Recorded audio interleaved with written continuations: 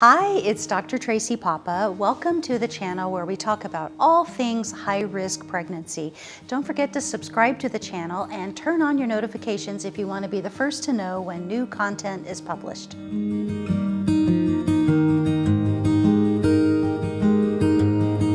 In our last episode, we talked about how we diagnose trisomy 18.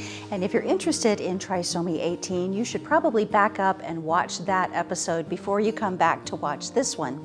In this episode, we're going to talk about what happens if you're actually carrying a baby with trisomy 18. How do you prepare for that?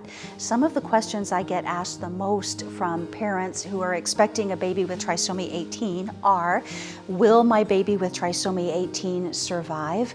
Is trisomy 18 always fatal or lethal? What can I expect at delivery, and how can I best prepare? The first question you have to answer for yourself if you receive the diagnosis of trisomy 18 is whether or not to continue the pregnancy. This is a choice that only you can make. And there are a lot of opinions one way or another. Remember that you and your team have to make this decision for yourself, and the right or wrong answer lies with you, not with us. So it's going to be my job or your provider's job to deliver this diagnosis as compassionately as we can and to give you all the information that you need to make the right call for you. So whether you elect to terminate your pregnancy or whether you continue, that's the right decision for you. One of the questions we're going to ask is, what is your goal for this pregnancy? Understanding that usually the life expectancy for a child with trisomy 18 is somewhat limited. Back in the day, we considered trisomy 18 a lethal condition, and what that means is that we didn't provide any surveillance or intervention for these pregnancies. We didn't do ultrasounds to look at growth. We didn't routinely monitor the baby's heartbeat in labor.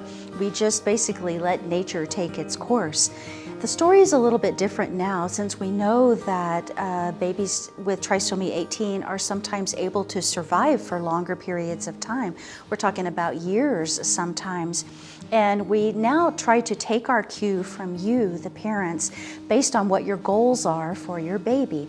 You need to be realistic about your expectations. Babies who have trisomy 18 do have limitations in how long they're able to live.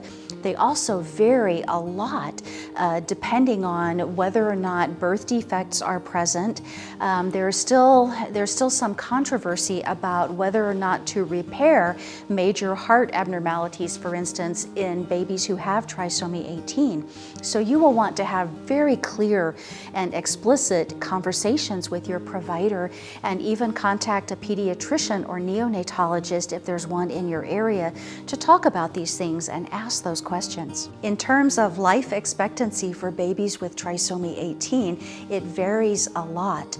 So for instance, in Kristen's baby, Hannah had a heart abnormality which was repaired. She had a VSD, or ventricular septal defect. Hannah still passed away at about 4 months of life with a respiratory condition. But many babies who have trisomy 18 survive for years.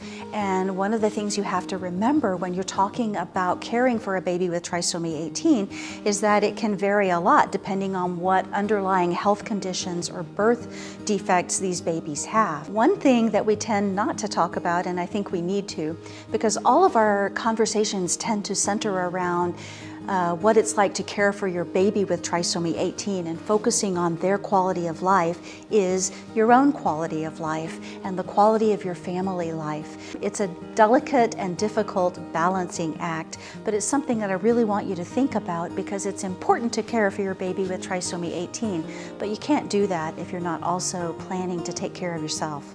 Thanks for watching. I hope I've answered a lot of your questions about trisomy 18 and what it's like to carry a baby and have a baby and care for a baby with trisomy 18. This is a topic I plan to return to because it's so complex and nuanced, and there's just no end to the questions around it. So don't forget to subscribe to the channel and turn on your notifications so you'll be the first to know when we publish new content.